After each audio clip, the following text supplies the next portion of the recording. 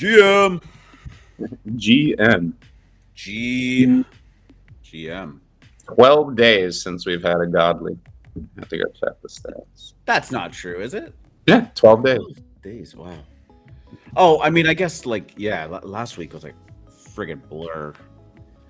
A blur. Crazy. Yeah. Haven't been paying a ton of attention to raid parties, so I probably have a fighter I can mint or something at this point. Let's check it out right now. How are you doing today? I feel fabulous. I had to assess. I took a moment to pause and check in with myself. Do you do that enough? Do you take a pause and check in with R2? Yeah, I mean, I try to do that on a regular basis. Yeah, for sure. I like to take like a little self-diagnostics, like what's this bump, what's this mole doing? When's the last time you put your feet in the grass?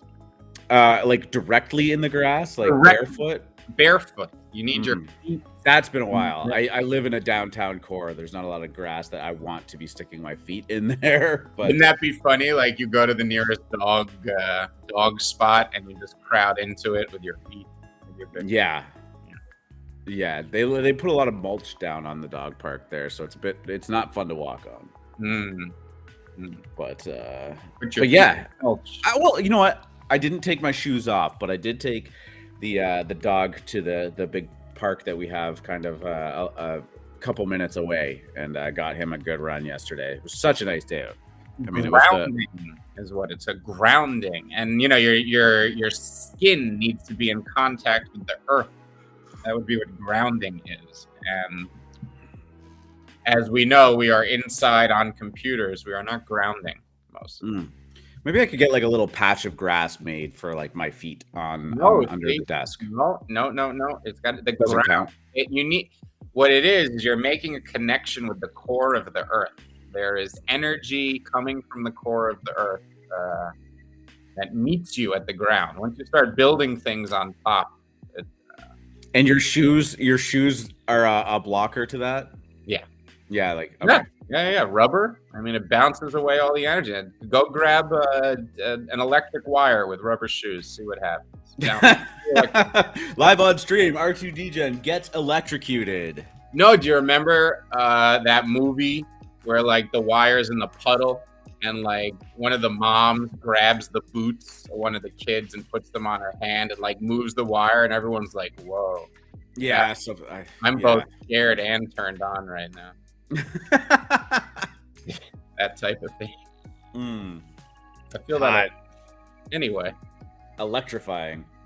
Anyway, you want to keep going on that? Neckfuss and I both are going to win the Moonbirds raffle, as his dreams are prophetic. So I'm feeling really good today. That's my first win in a while. Thank you, Neckfuss.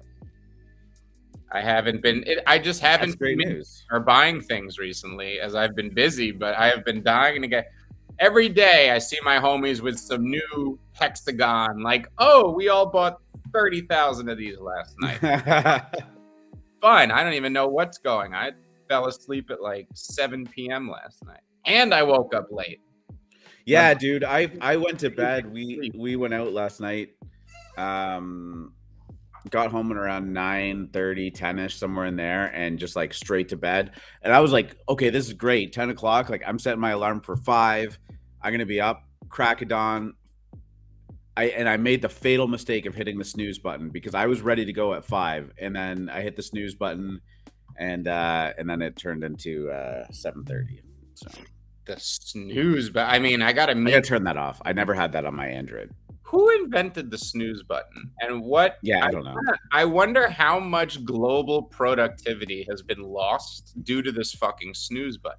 And did the person know they were doing this when they invented the snooze button? I don't know. Like it really just sent the whole world into like a complete tailspin of communism when you think about it. I mean, it takes away from GDP. I mean, this is not the way. We might as well be Russia. When I was in university and I had a roommate, and Dave, if you're out there listening, I love you, dude. But Man, this guy would hit the snooze button for like 3 hours, 4 hours. And I just wanted to like just break the alarm clock. And this was before like you used your phone for that stuff too. Like it was just one of those things. I'm like, just turn it off and sleep for as long as you want. That's what you're gonna do. You're just driving everyone up the fucking wall. Yeah, Nekfas, I saw that play yesterday. Shout out to Mona Capital. Taking over the DR, baby. Watch out for Mona Capital. See, I'm telling you. The Taos. I was trying to remember. What's that? The art of you don't mess with the lemons. I'm telling you. Emilf, Nekfas, doing huge things. If you knew how huge the things they were doing are, I'm gonna have to fly down to DR. The art of seasons. Well, actually, they could fly me down to DR with those Tau profits now. Are we talking about Dominican Republic? Oh, wow, they're killing it. Is this Dominican Republic DR? Yeah. I love the Dominican. Yeah. Hell yeah. No, let's just pull that up. The art of seasons. We mentioned that on the show a while ago. Oh, no, art of seasons. Shout out to the homie Dollar Cost Avenger, who's on the team, regular OPE guest and fixture. Put us on those super early. Nobody cared about them. This is real art by a real artist. So let's go. Yeah, 0.825. Don Limon. Huge run.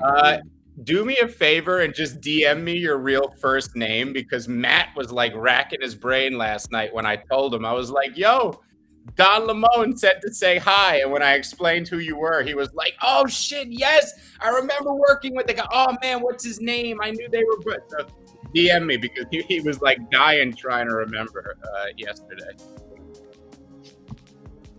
No idea what I'm talking. So two homies know each other. I went to the club yesterday, and one of my lemon homies actually knows one of the owners of the club. So, well, you have lemon homies there, IRL. Well, no. This is what you got. Oh, okay. I get where you're going with this. Yeah. NFTs are the new social network, and these little moments we have, and all this stuff. I mean, we've created and connected with people all over the world with different skills and different. I mean, proof pets. Why do people care about these moonbirds? Because you're going to be in a group where you get to network with people that can open crazy doors, and you can open doors for them, because everybody has something to offer, and fucking love NFTs. Want to do the drum roll? Yeah, let's do it. All right. GM Degens, and welcome to episode 111 of the AM Morning NFT Show. It is April 13th. The weather is looking great outside. Spring is coming. Some projects getting some life back in them too. We keep getting these pump fakes a little bit, some volume coming back into the NFT space. Very selective, but it definitely is happening. I am your host, R2 Degen, and I am joined with me by Free Market Capitalist. Hey now. Yep, it's Wednesday. It's hump day. We're almost halfway through the week. News cycle's getting a little bit dry there, but we have a couple things that we're going to talk to. Les, we've kind of been the theme over the past week and a half. We're going to keep it short and sweet, as we of course have lots of stuff to be working on with Star Wolves, but of course we always want to keep the show going and keep chatting with you guys and participating in NFTs and having some fun. Look at these stats. Yeah, Dekenza 47.5% through the week. I also have 47.5%. I don't know if that was a nod to a Meta article and news that I have pulled up for the news section, but I'm going to be mentioning that number again. If not, just a happy little coincidence. But yeah, it's Wednesday. Got a couple things to talk about, and Free Market, how you doing today? I'm doing great, R2. We don't make mistakes. We just make happy little accidents. Just happy little accidents. Yeah, Bob Ross, man, the original ASMR. I love Bob. I don't watch him very often, but fun show. That he really went through like a hype cycle too. Everybody was talking about Bob Ross. It was everywhere. It was being like live streamed on Twitch 24/7. Oh man, Bob Ross! Shout out to the homie. Yeah, taken from us too young. Big Alaska guy. He lived in Alaska for a lot of years. It's what inspired his landscape. So is that right? I actually did not know that. So shout out to the 50th state. There we go. All right. Yeah. Today, yesterday, we were kind of in the midst of crypto bottoming out a bit. We hit just below 3,000 on Ethereum, below 40,000 on Bitcoin. We have stabilized a little bit, but we are precariously close to that, that support level at 3K. Pretty much just going sideways yesterday. I think we had a brief pop up to about 3,100, but didn't really hold or was too sticky there. Checking in on the S&P, it's kind of just doing the same thing. I mean, it's a very, very small gain here. And are we looking for some consolidation? What are we looking for going into the weekend? Yeah, we don't know. We broke below the 3,200 support that kicked the chart neutral. We came in yesterday. I explained what neutral meant. We are still in neutral. Until we either break below 3,000 decidedly or back above 200. This is a neutral chart. So above 3,200, we'd be bullish. Below 3,000, it would flip bearish short term. I still think medium and, of course, zooming out very long term, you're looking at some bullish charts. I don't think anything crazy is going to happen here. This was likely, in my opinion, the last dip before the huge rocket. And I don't know how long we have to stay down here, consolidate or wait, but I still feel very bullish, but I will respect the charts as they play out. So I'm really just watching that $3,000 level to see if we can hold that and get back above 32. Free market has been on his game in terms of the macro, crypto situation, the macro stock S&P charts, all of that. So we'll see if that continues to hold true, because, if we zoom out on the show, rewind, basically since the beginning of the year, you've been calling it the whole way through. So if you say it's bullish, I am bullish on it. I gotta say, even calling what was that bottom that you called literally on the minute when we were talking about the tick, and then it just took off after that. That was I think in February. Yes, that very impressed. I got to see it live in first action. Sorry, keep going. Yeah, no. That was the capitulation bottom. People love those capitulation bottoms. Yeah, Neckfist is saying markets look weak, to be honest, and DXY is rallying. I don't know what DXY is. Are you familiar with that? That's the dollar index, and okay. When the dollar is strengthening, assets priced in that just like ETH. When ETH is strengthening, assets priced in ETH tend to stay flat or go down. Sure, certainly, it's certainly a concern, and I don't think we're getting to new all-time. This is something I've said since the beginning of the year. I'm bullish in the short term on the chart, but the whole time I've said I don't think we are getting above any of the all-time highs this year, whether we're talking about Bitcoin, ETH, or the stock market. I always thought this was going to be a year of consolidation, so I'm in complete agreement with you, Neckfoss. I am not one that believes that if ETH breaks out here, we're heading above 5K and going to 10,000. That said, I do think towards the end of the year, we will start to find our footing. We could even start to rally maybe in December. I do think January and February next year are going to be pretty bullish. And I do think we have some X factors of it. There are news events that are possible. We don't know for sure. But if there is an ETH merge, if we do get ETH2 deployed, there's going to be some technical and mechanical bullish pressure on spot that even if it's not like new people buying and coming in, it's going to be even that little thing that I mentioned the other week about miners with no sell pressure. They're not going to, there's going to be no impetus or way for them to sell during this brief period. So yeah. That's pretty much it. But yeah, Neckfest, I'm in agreement with you. I would not be looking for new all-time highs on much except NFTs over the summer. Yeah, the only things really kind of defying the trend right now is SHIB, which actually just got added to Robinhood, and it saw basically a 20% increase. It has since pulled back from that, huge kind of gain. I think it's sitting at about up 8% on the day. I could check it right there. Shiba Inu. When they add Zug to Gonna be a good day when they add Zug to Robinhood. Yeah, it could happen.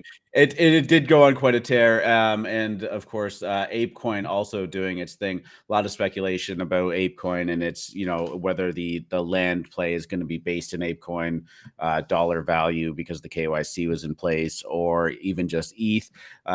So that has been a big point of speculation. But I think Ape is still kind of in some price discovery territory, as it is still fairly new.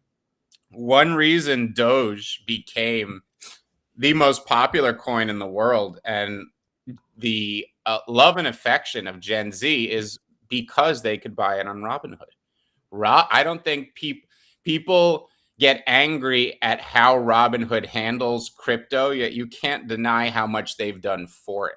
Okay, Robinhood may have single-handedly done more for crypto than Coinbase, even though Coinbase is crypto-centric and does the majority of crypto business and all that, all that good stuff. When you can buy Dogecoin on that little gamified Tron app and the confetti blows in your face, that is profound for getting people in. And, SHIB, I've talked about, SHIB and Doge are arguably the best marketing stories of our lifetime. And given where they are and where they came from, and it's one reason I say with a 100% straight face, I could see something like Doge flipping Bitcoin.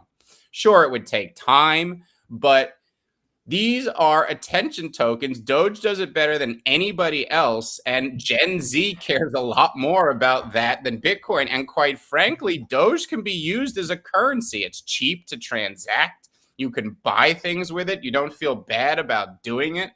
Bitcoin is large, clunky, and expensive. If it's a digital store of value, and you're talking about rich people moving very large amounts of money from point A to point B, okay.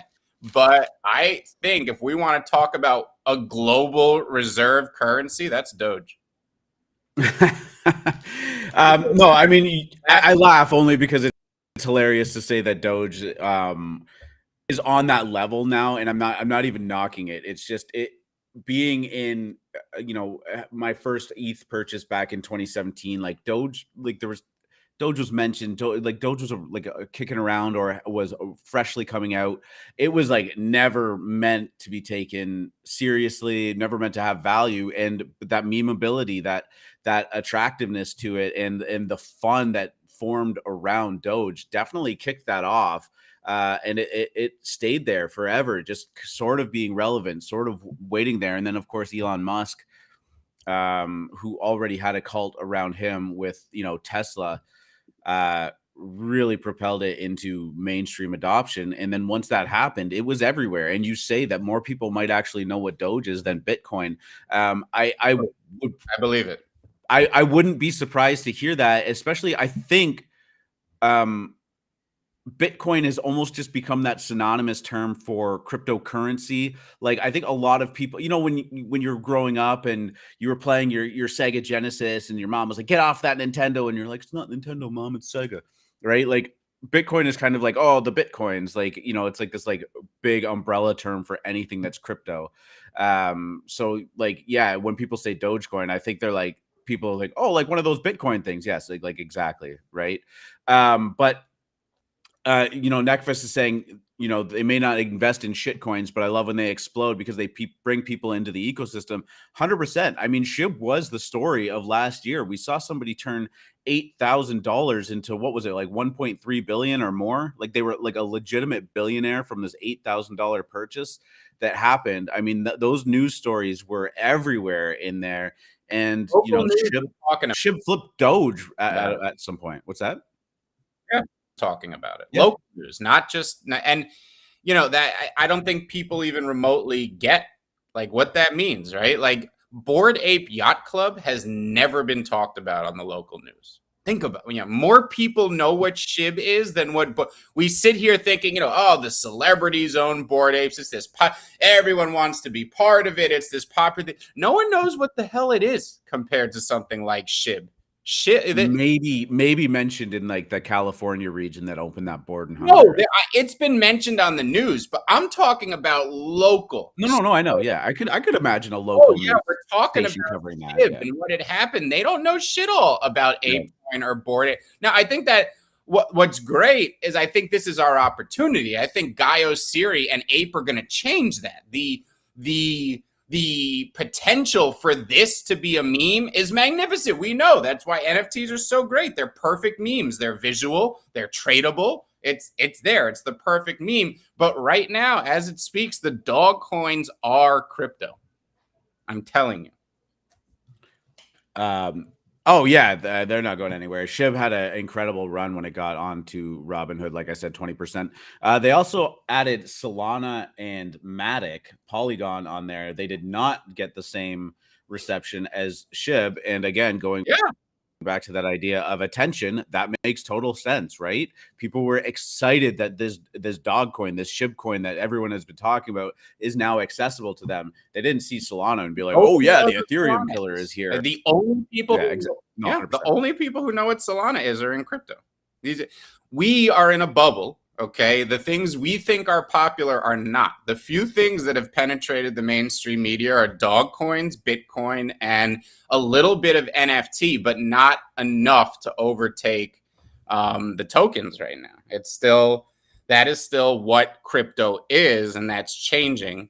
But it's why I think, especially as an NFT project, and I know marketing is a dirty word, and we really want to focus on the art, creativity, and utility, but shit. Marketing is so much of this game, and I think people should take a playbook out of Doge and SHIB for that. Well, talking about art and like the purity of it, like that was a big Andy Warhol thing too, right? Like the marketing component of art and all of that stuff, right? Like it does exist. It's not a dirty word, although it sometimes does get that stigma. But you're absolutely right. I also just wanted to mention about that Bored and Hungry restaurant, because I just wanted to add an addendum to what we were talking about. Somebody had asked on the show whether or not they thought it was going to work out. The restaurant industry is brutal, et cetera, et cetera, et cetera. The homie Dirty Milk hit me up in the DMs. What's that? Did he go? He's like there, isn't he? Isn't he kind of close? Oh, actually, I don't know if he went, but he had a little bit more insight into the people who launched it, and apparently they do have some incredible track record in the hospitality scene, including being the founders of After's Ice Cream. That name doesn't actually mean anything to me, but apparently it's a huge thing down there, and Dirty Milk is down on the ground in that area, and they've done like collabs with like SpongeBob and Rick and Morty, so they're also pretty well connected people. And very strong branding down there. So shout out to Dirty Milk for adding that in there, because that name, like if you had just said to me After's Ice Cream, I wouldn't have meant anything to me, and I'm like, oh, okay, like ice cream parlor, cool. Right. But yeah, apparently a great track record of success. So it'll be fun to watch where they take that brand and see if they can expand on it, because stuff like that is definitely going to be like kind of like a secondary way to get eyes on stuff like Bored Apes. As you just said, people don't know what that is. I have a handful of friends that like aren't into NFTs, and if I show them a picture of a Bored Ape, they're like, oh yeah, I got that. But still, that's probably one of the only ones. Maybe CryptoPunks too. But if those things are on street signs and on, cups that people are carrying around and on burger cartons and stuff like that, like it's just more and more and more exposure and more comfortable, the more comfortable people get with the ideas. When looking at shit coins or altcoins in general, especially on ETH, you want to look at their price denominated in ETH, not in dollars, because as Nekfos is pointing out, ApeCoin is actually at an all-time high in ETH terms, but you wouldn't know that looking at the dollar terms, and you may be fooled. But guess what? We are in the ETH economy, and most people here believe ETH is going to go up over time. Therefore, the nominal dollar amount shouldn't mean shit all to you unless you're cashing out that day. That's the only time the nominal dollar amount should mean anything. In general, if you're looking at altcoins, because most of them get denominated in dollars when you're looking at them on a DEX chart, It's much more important to know where they are in ETH terms. That would have gotten you out of DeFi long before it went to zero in dollar terms, because you would have seen how in ETH terms it had been collapsing beforehand. And that nominal dollar amount can screw you, and it's not the whole story. So everyone take a note from Nekfas. Start looking at these things in ETH terms. It will teach you a lot more about what's going on. Yeah, and if you're trading and you started in ETH, like the idea, at least for me, was to always grow my ETH stack or my Bitcoin stack. So it was all about how that asset was performing against the underlying asset that I was trying to accumulate, for sure. And it is a great point, because it's often not viewed that way, for sure. And that includes NFTs, right? Like if your goal is to trade and stuff, like you want to be growing your ETH stack, right? Stack that ETH. Stack that ETH. Let's talk about Facebook, Meta, and how they are not our friends. I think we already knew that, but their metaverse push is gathering steam. Facebook whistleblower rebukes Meta's grandiose promises for metaverse safety. User privacy is at stake as the social media giant's metaverse push gathers steam, argues Facebook whistleblower Frances Haugen.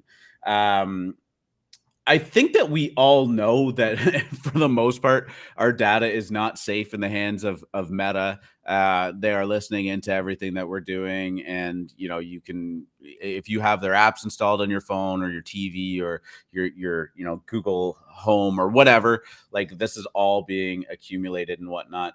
I also saw a post from Machi Big Brother. I needed to look into it a little bit more, but I guess as the chat was saying, it might as well be confirmed. Mark Zuckerberg and Meta want to charge 47.5% cut of NFTs sold by creators. Tired of them selling our personal data, and now they want to exploit our intellectual properties. There's no way that's true. Not a fucking thing. You know what? I would fucking hope not, because what was Apple charging? 30% range, and even that was like a hotly contested topic. And people are really going at. Was it 30% for Apple in the App Store? Yeah. Yeah, big cuts. And you know what? If this is the case, then Meta has a lot of work to do to understand what all of this is about, and I don't expect them to actually be on our side for this. But fuck me, 47. Look, Meta is about making money, and they're not going to make any money if they do that. So I can assure you that Meta will not be charging a 47.5% royalty. Yeah, I mean, maybe it's like a news hype kind of thing, or just getting it in the conversation. Maybe it was a typo, and they meant 4.75, and some asshole has now disseminated it to every fucking news organization out there. There's no way. This is stupid. Yeah. This is stupid from a business standpoint, a logic standpoint. I don't even know what. I am gonna fade this, and if I'm proven wrong, what can I say? But this is bullshit. There's no. But I would have argued the same thing for Apple, but clearly it's worked fine for them. What Apple? And I'm not trying to stick it to you. No, I'm actually it's not even the same. I don't even think it's the same thing. Like 30% on all of the App Store transactions and stuff like that. Like if I spend $1 on an app, yeah, Apple gets 30 cents, right? Well, they used to. I know it's a lot less now, but.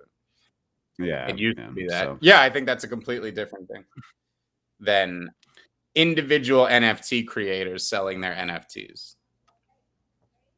Yeah, it would just be absolutely obscene. I mean, obviously, they're throwing a lot of money into this and trying to capture some stranglehold on the scene and situation. They absolutely have more capital than most companies to throw at it and try and get there for it. But yeah, I mean, I agree with free market. I would hope that is a typo, and 4.75. We often talk about how OpenSea at 2.5% is egregious, but they're all right for themselves as well. We just went through an entire news cycle about how what Apple was charging app developers was egregious. Is Zuckerberg going to turn around and charge this to, the App Store? The apps that were sold on the App Store could not have been sold anywhere else. And I'm not talking about how Apple closed off your ability to download apps on a pirated phone. I'm saying that the App Store itself the facility of it is why these apps could exist. There's no reason to sell NFTs on Meta versus anything else. If Facebook can prove that they have a marketplace with people who are willing to spend obscene amounts of money only there, you could probably leverage some sort of high fee. I still don't think it would be 47.5%. No, yeah. But I mean, this is the value like, it's not like these app developers would be like, oh, well, Apple wants 30%. We'll just take our cake and go somewhere else. No, there was no other choice. People have many other choices when it comes to it. Facebook doesn't have any type of the leveraging power that Apple would in regards to the App Store. Yeah, Neckfast is saying, honestly, I don't see Meta dominating shit, but we also have a long way to go in the Web3 space. I think both I can definitely agree with, especially the latter comment. My biggest concern is that when you're talking about making these things frictionless and easy to access, Meta does have an incredible advantage to just automatically onboard basically the entire human race. Last time I checked, they were at like 2 or 3 billion accounts or something like that. They really do actually have the opportunity to just put people there and then tell them what the metaverse is. And, you know, I do think that there will be people who start to go down the rabbit hole and find what we would consider to be like the real metaverse, the real Web3 and whatnot. But yeah, I mean, they just have such an informational stranglehold on the world, and they are, you know, it's a tough proposition. People can't compete with them in that sense. But yeah, so I mean, we'll watch it. I agree with free market. I don't think it's absolutely no way that it can be that high. But another that high. What's that? I said only one thing is that high. Hey, MoonPay raising some money and getting a huge marketing or the who's who of celebrities and marketing in there. This list is pretty extensive. Big thesis of Bored Ape is and why it is where it is obviously the celebrity status that has really kind of taken to it. Obviously, like there's tons of huge names in Bored Apes. The list goes on and on and on. I did a little bit of research into that earlier, about 2 weeks ago, and the list is nuts when you put it all down on paper beside each other, and then you look at their net worth. So that was really interesting.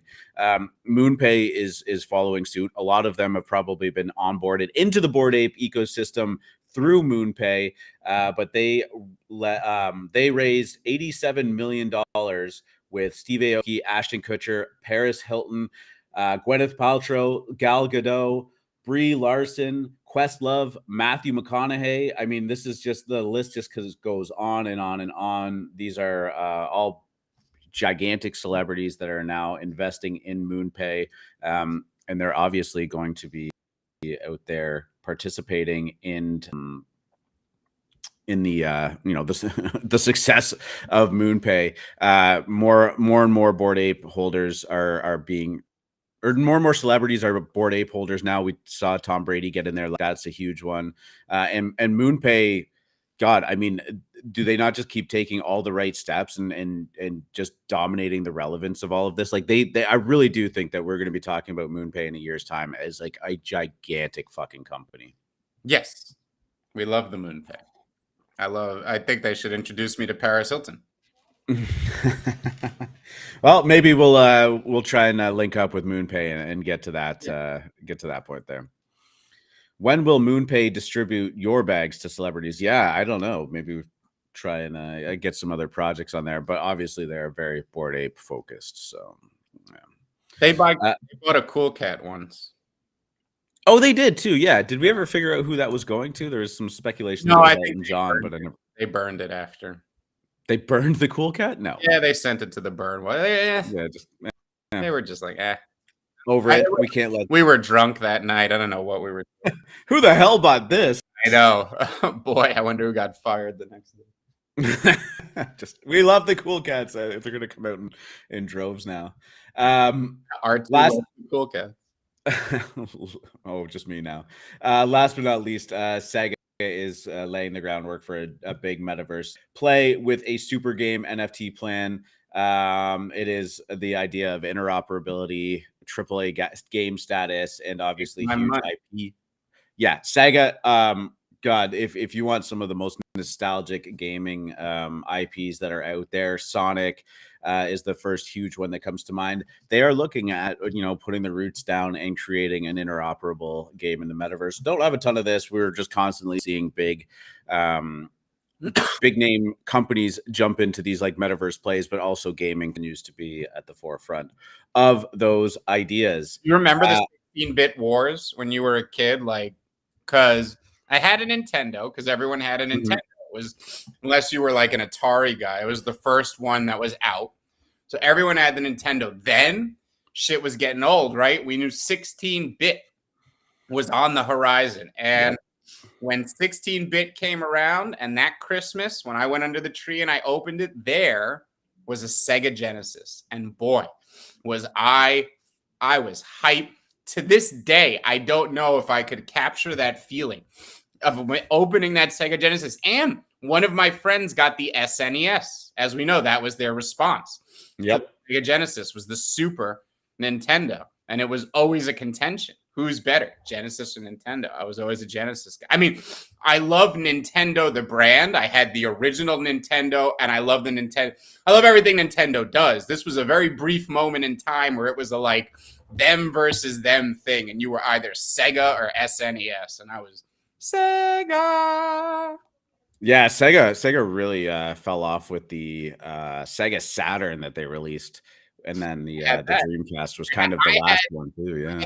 Sega CD. Do you remember what the Sega CD was? I do. I had the Sega CD as well. Yeah, one of the first kind of add-on things that you could have. Remember the game it came with? You were like in the sewers, like a mole. It was like, I don't know. They were like mole people, and you were in the sewers. It was very adult. They should not have. There was some. Oh, it was like I think I do. Holy shit! Yeah, movie clips cut in, and like it was very adult. Wow, I need to find that. That is a TBT. I mean, that is something that I have not thought about. But yeah, you had to shoot them. You were like in this little like ship or something flying around in there. Yeah. Whoa, that is fucking mind blowing. Yeah, good memory. Holy, I remember like a soccer game was a big one that I had on there too. Then the 32-bit Saturn was it? What was the Nintendo? Was it the Cube? What was Saturn's competitor? The 64. No, because it was 32-bit. Did Nintendo jump right to 64? I don't remember if there was a 32-bit competitor. Yeah, I like the Saturn too, even though you're right, it lost its way. There were nothing good came out for the Saturn. It was all low quality games, but I loved it. And then Sony came in and just crushed everyone. Anyways. That's what it was. That's what it was. It was the PlayStation. The PlayStation, and then Microsoft, obviously, and the next generation. So yeah, and that was it. Wow, I mean that's really taking me back there. Holy shit! Oh man. All right, yes. So watch out for Sega and a metaverse thing. That would be a lot of fun, running around as like a Sonic type character, ripping through the streets.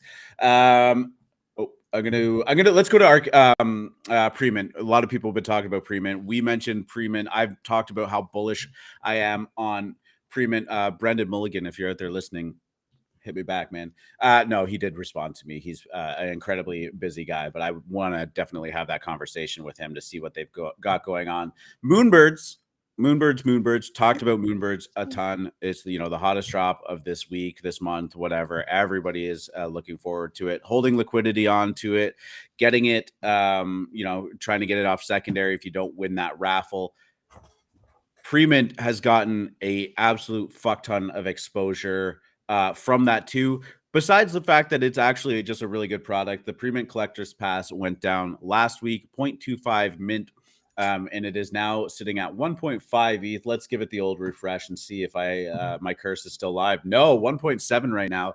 It briefly hit 2 ETH in the middle of the night, and this thing has just been just taking off. Not a lot of utility in the Collector's Pass yet, but I think what people are looking at right now is the fact that if a giant NFT project is using Premint.xyz, the service, as their onboarding tool, and wallet collection and whatnot. And obviously they're doing it for almost their entire collection, save for the mints that the proof collectors pass get.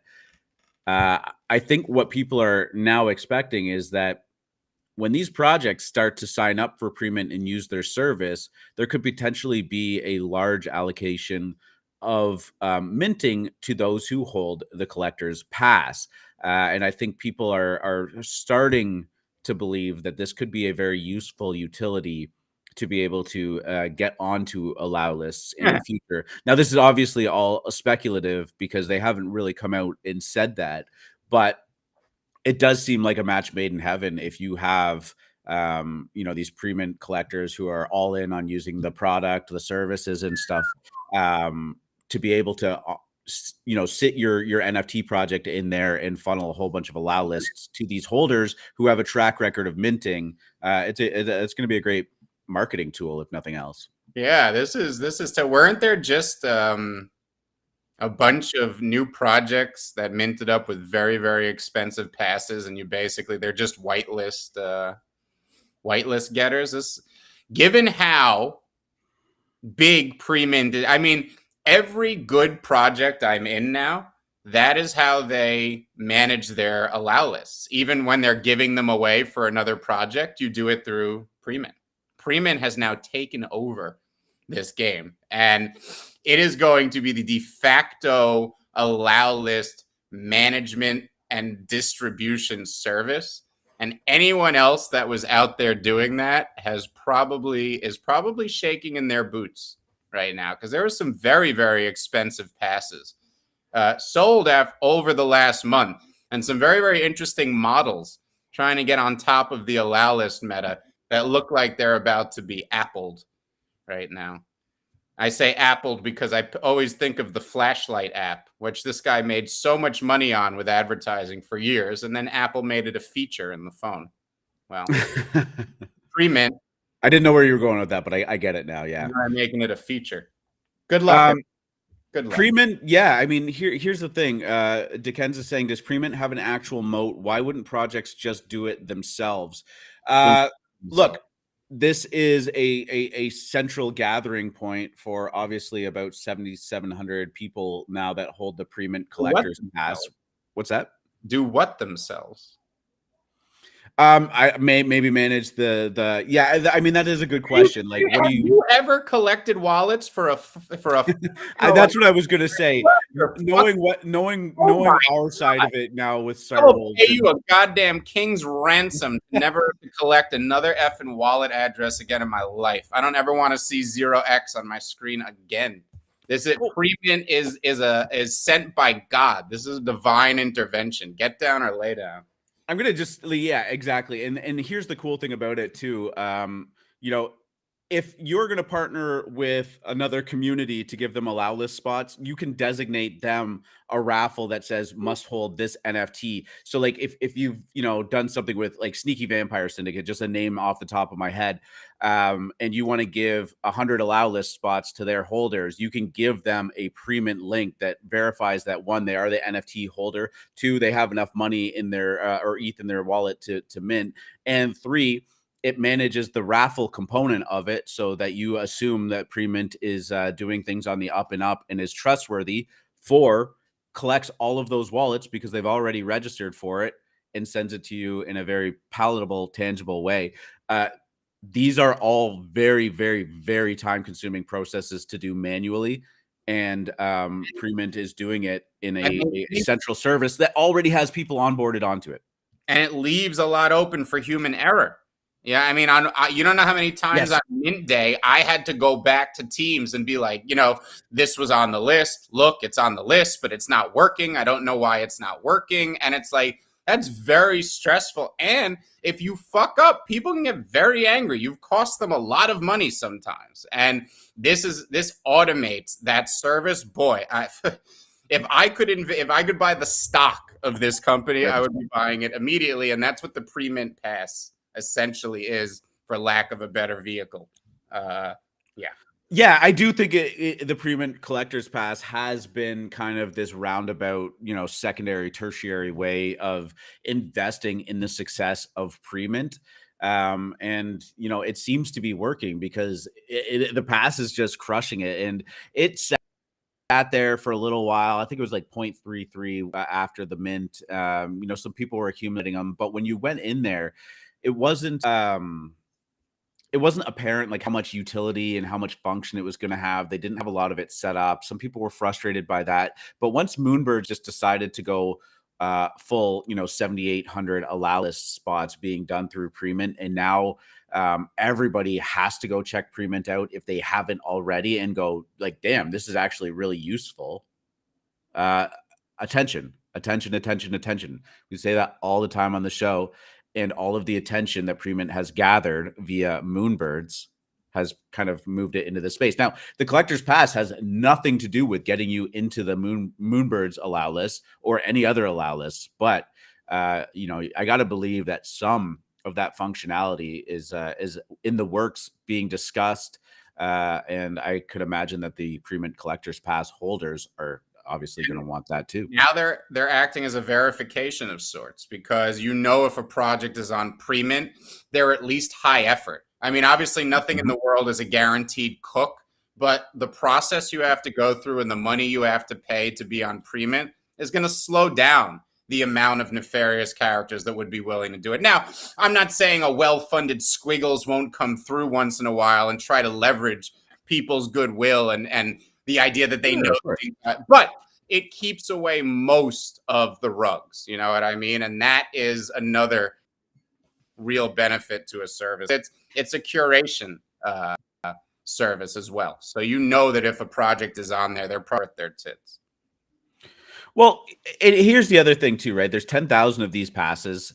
Let's just say, by and large, for any large collection, Premint holders have a good track record of redemption on allow list, right? If you give away 1,000 of them, you can expect maybe 900 of them to mint. That's fantastic. Or maybe even obligate them to mint if they win the allow list. Like, that could be a thing too. If these collections are going to say, every time you Premint is used, Premint wants 1,000 allow lists to go to the Premint collector's pass holders, I personally, as a Premint holder, would love a 10% shot at winning any allow list that they have on their platform. Like, that would be an immense value add, right? 10% doesn't seem like a lot. You're going to go through stretches where you lose, 10, 15 in a row. But to hold it and to have access to a lot of these high profile drops and a 10% shot at it, I mean, that's incredible. If that is the case, and if that's where they want to go. Yes. Yeah, just shot cast the link there. He wants to come up too. I just want to ask, Dekenza says, do creators also expect collectors through Premint to be higher quality as well from all the entry requirements? I do think that is a thought process. What's that? Yes, that was exactly what we had covered. Yeah. Oh, and how do they scale? I assume by hiring more people. I don't know. Look, it's a great question, Dekenza. Scaling is every successful business's issue. I don't think I know their internal mechanics enough. It's a great question to ask as an investor. I don't have the answer to that. Yeah, I don't know how hard a platform like that would be to scale up. If they go from divvying up 7,800 allow lists for Moonbirds, how difficult is it to do 78,000 if we start to talk about these giant collections that we'll no doubt see in the future? I don't know the answer to that either. The question is, you hire people with all the money you're raising. Keeping QC is always a challenge as you expand. But yeah, that's a great question to pose to them. If we can get the creator on the show, that would be a great question to ask the Kenzer. Thank you. For sure. Yeah, and he did respond to me. He said he wants to, but obviously very busy right now. So that would be an incredible conversation. I do think if you want to talk about scaling, though, this is like the tool to help NFT projects scale into bigger realms, right? Like, we already know 10K seems like a big undertaking. Can confirm that 8,800 that we did with Star Wolves, huge undertaking. This is a service that allows people to get into that realm of 50,000, 100,000, which again we'll no doubt see in the future as this space continues to grow, because managing 5,000 allow list wallets was a nightmare. Scale that up by 10 times, scale that up by 20 times, impossible. It'd be an absolute shit show. So very exciting stuff there. Cass, what's going on, man? GM. Good morrow. GM. How's it going? Good, man. How are you doing? I live in the fucking dream. Oh yeah, nice wolf you got there. Love that mask. Yeah, one of my favorites. That one of them. There's so many. They're so good. So yeah, love it. What's going on? Thoughts on the Hikari? Because I've done something called I minted one. Okay, yep. I'm probably gonna hold. But what I found was really interesting was they call it the Gen U. Heard of anything like that before? The Gen U? Yeah, Gen U. So they've made like a storyline. Okay. Mm-hmm.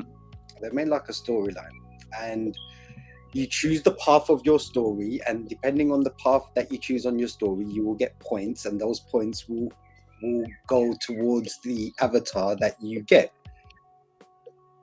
Okay. Yeah. So you're generating your PFP essentially? Basically, depending on the storyline that you choose.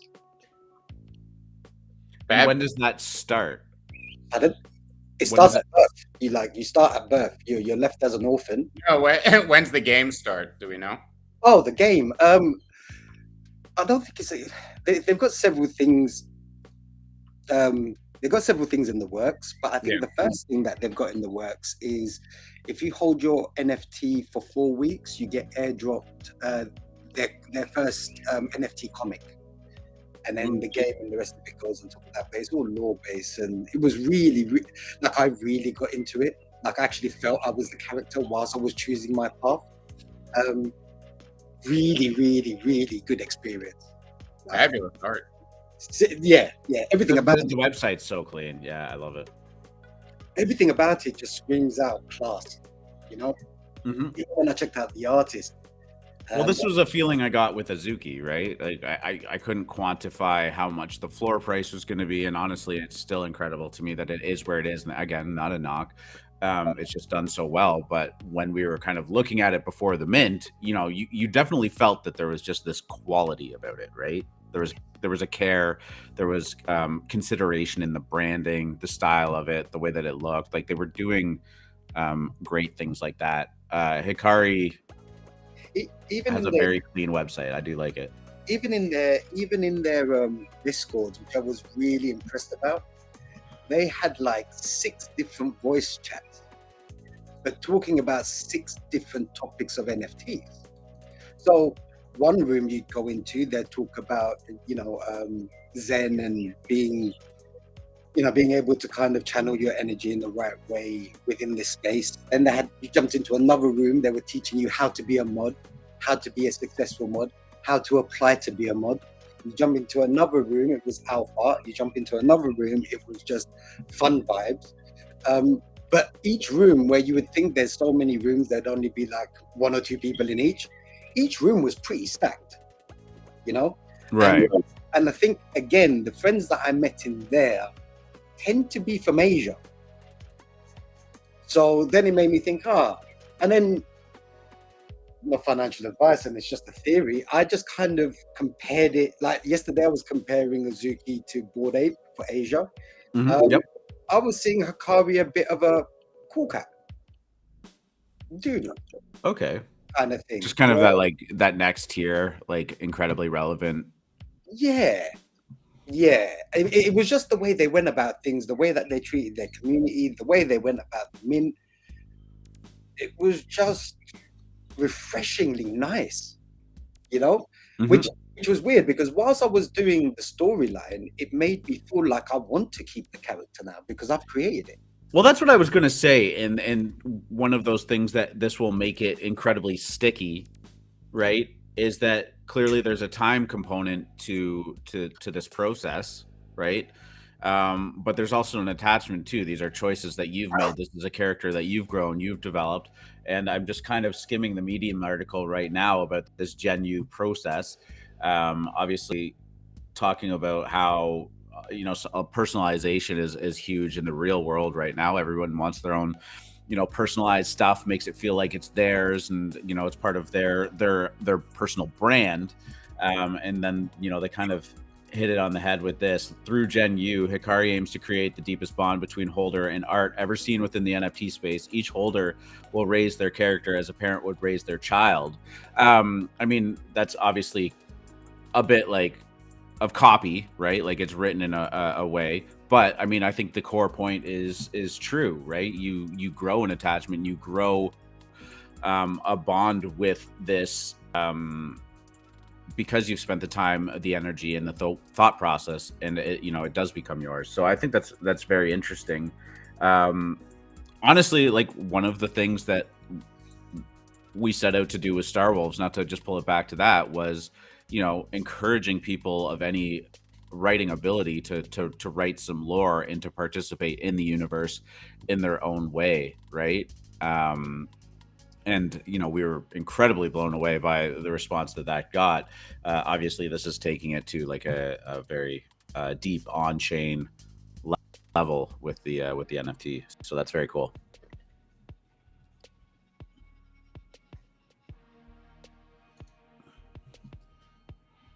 You guys there? Yes, I'm here. Sorry, I was. Yeah. So now no worries. A couple of other projects I was looking at. Crypto Mories was one. I think it's at a good buy price at the moment. Yeah. Considering that they're doing their whole, basically, a Crypto Mori now will give you an access if you live in the US.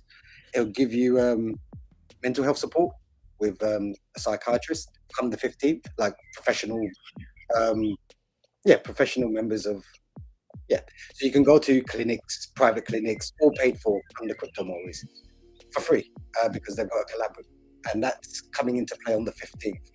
Price has dropped because I think the market has dropped, but it's coming back to that buy zone where I'm thinking, well, crypto, yeah, and you know what, Crypto Moris kind of got shit on by OpenSea too when they got delisted back in, I think, it looks like February, where there's this volume gap in there.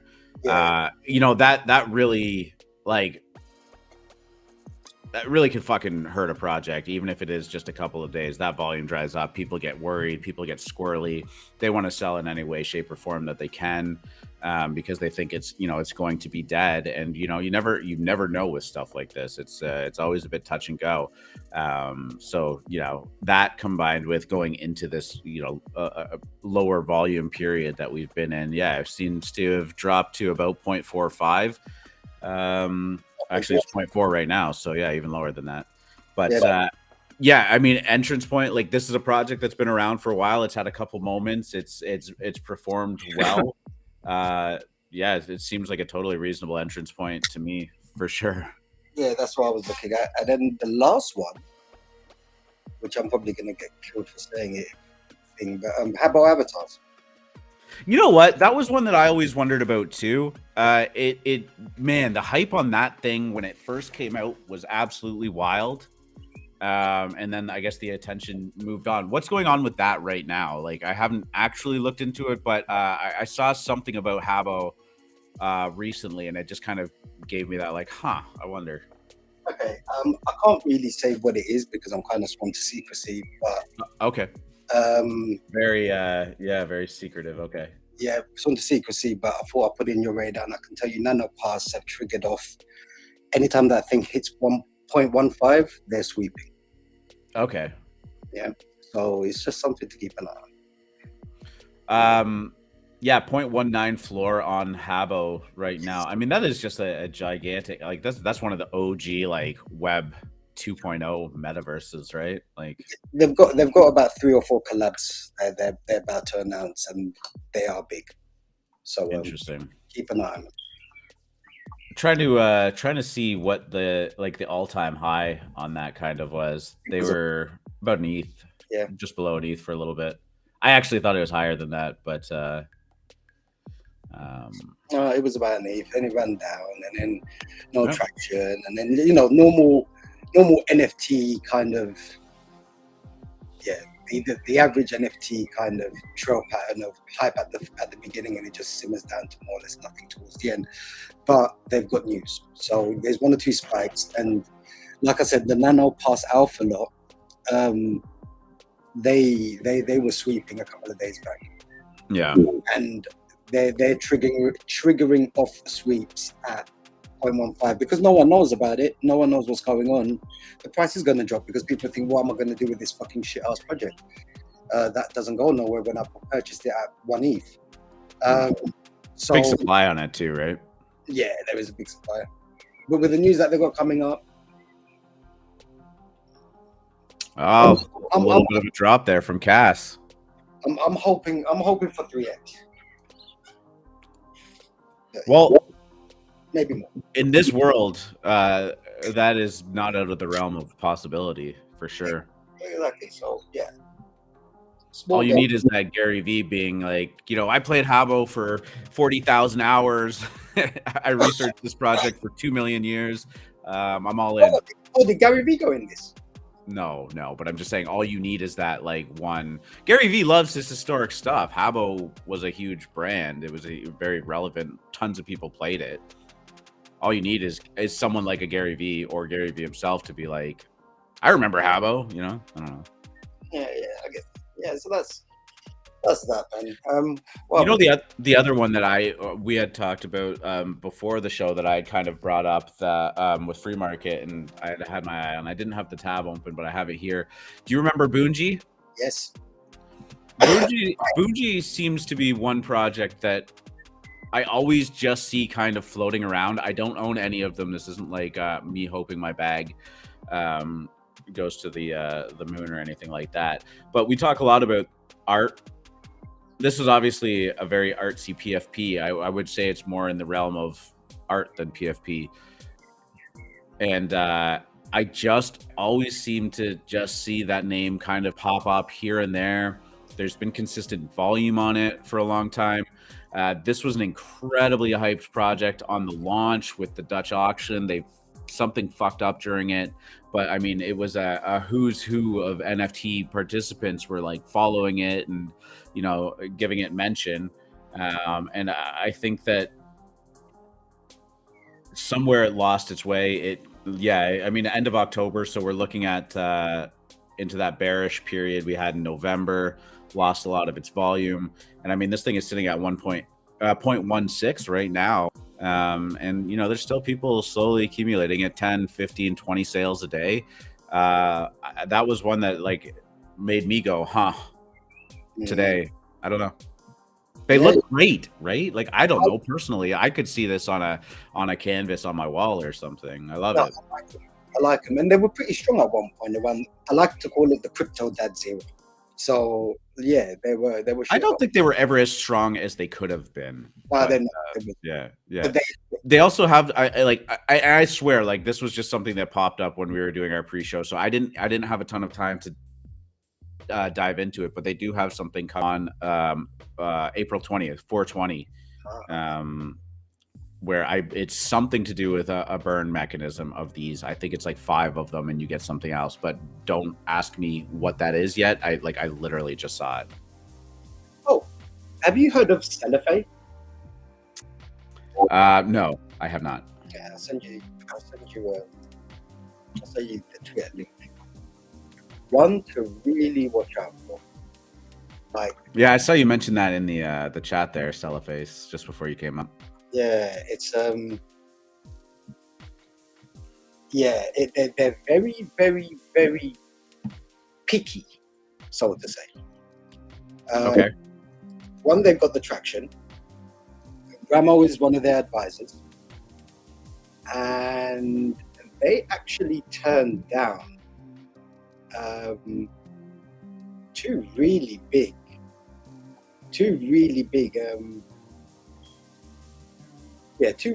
NFTs for whitelist, and just said, no, not interested. Interesting. NanoPass. This is a very Zelda-esque right there. Anime with Zelda. Yeah, it just yeah. So they turned down Nano Pass and another NFT, a big NFT project for whitelist, and just said no, we don't need it. Thank you. Damn. Which Follow that one, yeah. which was very confident, to be fair. Like, so yeah, like that. Great engagement on the tweets. Mm-hmm. Good following. Discord isn't open yet. Discord isn't open yet. I can tell you the Discord is closed. Is closed or like they don't have one? No, they do have one. A small selection of people in there. Are you in it? Indeed, sir. It reminds me of when I joined Star Wars. Gotcha. So yeah, it's it seems cool. Like the team behind it seem all right, and they seem like they kind of know what they're doing with good advisors. So one to watch out for. Interesting. Why does the art feel so different, like here than here? Is this just like their promo art? Like just yeah, the top of the one at the top is the promo art. The one at the bottom is probably what's his name. right. So this is more of like the realm of the PFP that's coming out of it. Yeah. Yeah. No, they still look good. Clean lines. Recognize the style. Feels good. Cool. And then you've got, like I said, you've also got Rama backing it as well with his. Is there any ETA for this? No, I think it's either late this month or early May. Hey, I can show respect for projects that take their time. Yeah. So yeah, that's why they've been very cutthroat with it, to be honest, in terms of how they want people in. So yeah, I'll be curious to see how they do their marketing. It's just something to kind of keep an eye on. Cool. Yeah. The only other thing that I had to mention today on the show that I didn't quite get to, but I mean, big deal. Gary V's VeeFriends V2 was delayed. Hard to get an answer. They said no earlier than 1 p.m. Eastern today was the mint. So moved back at least 24 hours. But I guess they had a huge influx of fake sites and mint links and stuff like that some people got burned on. And my only question is, if you're on the allow list for this, you have 2 weeks to mint this project. It's not over allocated. There's going to be a public sale. Why are you aping into a link that they didn't post themselves? You know, it's not like there's any FOMO tactic here. 2 weeks you have. No, you know what? No, it's just people. I know. I get it. I'm just like, to be fair, slow down. I got done once, and it was again FOMO hype. Oh, I've done that. Click first, mint first, ask questions later, get in the rug, like all that garbage shit for sure. Oh no, just even the scams, you know, the actual scams, you know, the ones that you click and you see the freaking the ticker counter rolling up. And you think, oh my god, I've got to mint. No, yeah, for sure too. Yeah. So they've done it right, but then once when you kind of see it now and you look at it and you think, oh, you're fake. Sometimes you've got to go through these processes to learn. Once bitten, twice shy, no? You mean individually? Oh yeah, 100%. You know, so I think it's good once when you've learned to kind of share the knowledge, 100%. But some people, they're hard of hearing, so they've got to go through it. I'm one of those. So, all right. Well, I got a question for you then. All right. We didn't mention it yesterday on the show. You saw the light paper, obviously. Oh, yeah. How you feeling? Good? Yeah, I am feeling good. I haven't. Okay, well, this is what I did with my Star Wars in it. From what I kind of. Did you get them off? Of course I did. Good man. Of course I did. That was one of the first. Like white paper. Like initially, when I minted my 8, you kind of look at what you've got and you think, okay, cool. Like I've got I've got one that's a 2000 rank. I've got one which I was lucky to be like a sub 500. And then I was like, okay, cool. I've got these others which are like 3000, 7000, 5000. So in my head, I thought to myself, okay, like I need to get high res and I need to kind of get one of each, or one of certain things. So a water person would be good in water situations. A blaster person will be good in like attacking, like fighting. The Space Alexa, that's why I got the blob, was just in case it generated more of that on the token aspect, just in case. Got a gold guy, just in case he kind of yields more on the gold token. Yeah, so I got an earth guy just in case he needs to build stuff and do something around earth and stuff. Got someone with a mask just in case they need to go somewhere in the game that So trying to cover all aspects. That's why. You've been digging deep into this, eh? So and even with rarity, because of the fact that you guys mentioned that other collections, their rarity factor would matter, but you won't touch the Star Wars rarity. I thought that's a bit dumb. If they're going to do it with that collection, why would they not do it with the generative? The rarities do matter in generative. Yeah, no. But this is what I'm saying. At first, when I didn't know about it. I gotcha. And I heard that because you didn't mention that. So I thought, okay then. So yeah. So I just went shopping, dude. I just literally went shopping for the ones that I wanted. I'm happy with my teams. Oh, the only thing I was going to ask, in terms of substitutes, how many substitutes are you allowed? For your crew? Mm-hmm. I don't know that we have the answer to that just yet. Because I thought it was either going to be 3 or 6, so I wasn't sure. Yeah, you're gonna have to stay tuned for some of that information. Again, like we're trying to build the models and we're working at all of these things as to how it can be best balanced too. Balance is obviously a huge thing, right? But yeah, traits have definitely been a topic of discussion. Can I also ask later on in the future, as you guys can make really good gifts, are you guys thinking about doing like an animated selection or version at some point? Not now, but like for the PFPs?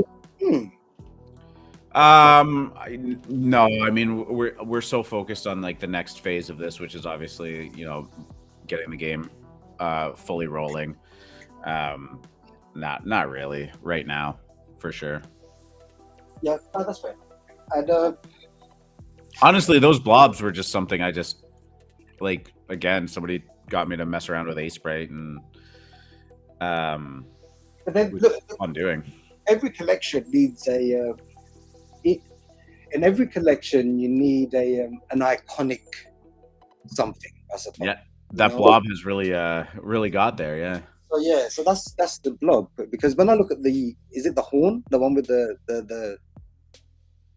not horn, the guy with the unicorn horn thingamajiggy. The bone horn? That's it, yeah. Yeah. So I would have expected him to be, because it's less supply, but the blobs have taken over that. So well, yeah. the blobs just have so much character on their own. That's just like the little. It reminds me something out of fucking. It does remind me something out of a Nintendo game. Yeah, 100%. 100%.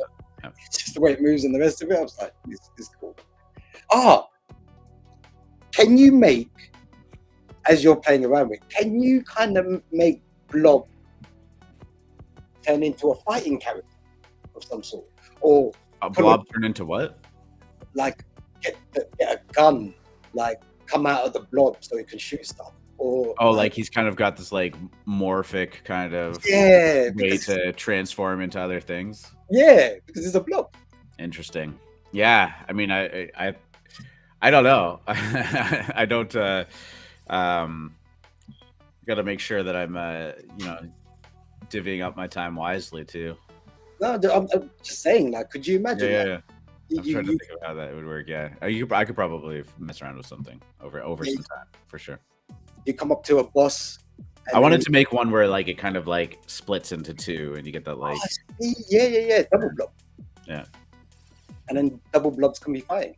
That would be sick. But yeah, no, that's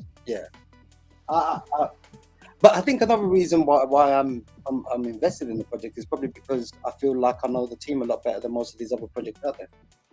So yeah, if you fuck up, we do. No, we're out there, man. We want to be out there with you. It's fun. No, I'm just saying, it's nice. It's actually nice that, because so many projects you don't really know the founders. You hear of what they are. You speak to them one-on-one.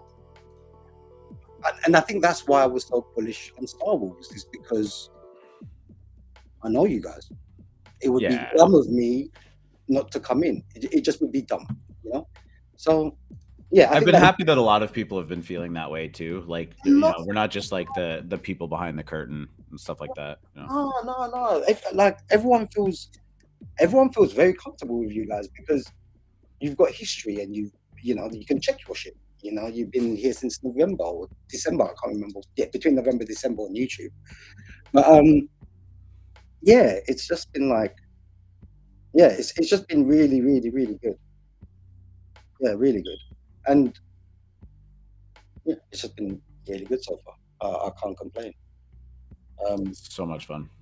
Definitely, because yeah, I was gonna mention something about the floor price, but the market is down. The market is down 1.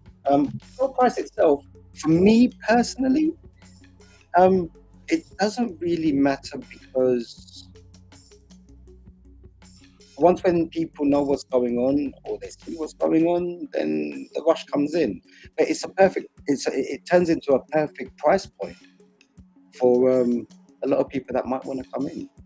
You know? Yeah, I think so too. And I mean, you know, we'd be lying if we said we never looked at the floor price. And obviously, you know, you want it to go up. That's definitely you know, something you want. But one of the things that like I'm thrilled to see all of the time is that a lot of the volume is like well above floor price. You know, like people are sifting further down to find the traits that they like, the guns, the blobs, the horns, the different colors and stuff like that. So when you scroll down, it's not just floors being picked up. Like last night we had a 3 ETH sale on one of ones in there. And like that's, you know, you're almost 100x floor price on that. That's incredible. Yeah, and I was golden. Well, 50x, let's call it. Yeah. At the end of the day, it's a collect. Look, at the end of the day, the reason the dynamics of this place is completely different. Okay, and I'll explain why. Because you built a community. Remember, one man's rubbish is the next man's treasure. The people who are selling are the people that thought that it was going to go to the moon, but didn't, and need liquidity because everyone needs liquidity at the moment. Cool. But the community itself, the people that actually believe in the project and want the project, they're the ones that are sifting through these. You know, they're the ones. You know, and that's why no one really has said anything about the floor price, because we all know what we're looking for. You know.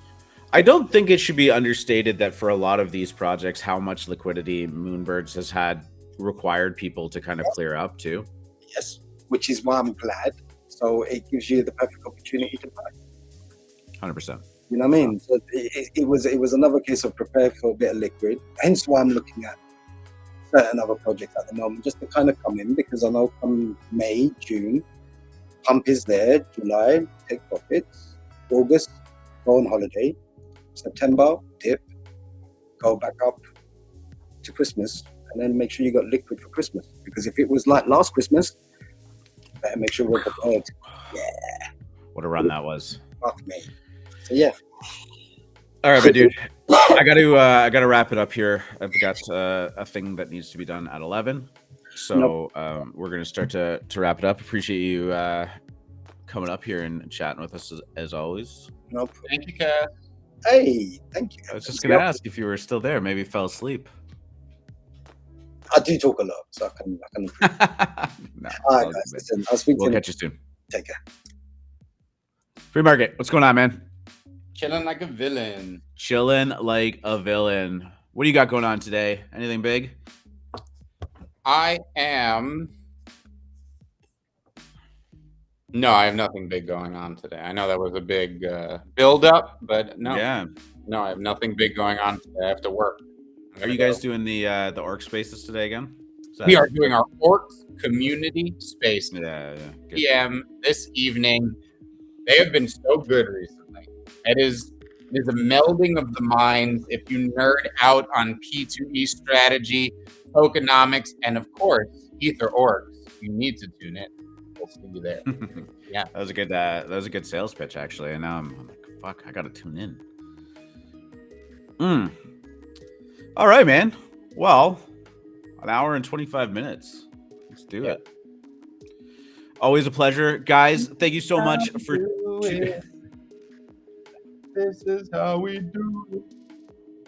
Love it. Oh, get a top up on your latte there. Guys, if you tuned in late, we talked about the market trading sideways a little bit right along that resistance point. SHIB getting a nice pump as Robinhood adds it on there. We talked actually pretty in detail about the effect that Robinhood has had on the crypto market, as well as these meme coins like SHIB and Doge and how important they are. It's not just a meme joke, but they definitely serve their purpose. Talked a lot about Facebook and Meta's play. The rumored 47.5% cut that they're taking probably won't happen. That seems incredibly steep.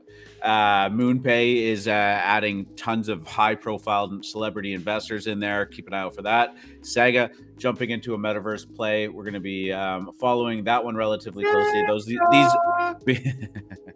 These big companies definitely will take their time to do so. So it's definitely not going to be a weekly news cycle event or anything like that. Premint, big discussion on Premint, why it's so important, how Moonbirds has really kind of propelled that. It is doing incredible, hitting an almost 2 ETH floor price this morning before cooling off a little bit.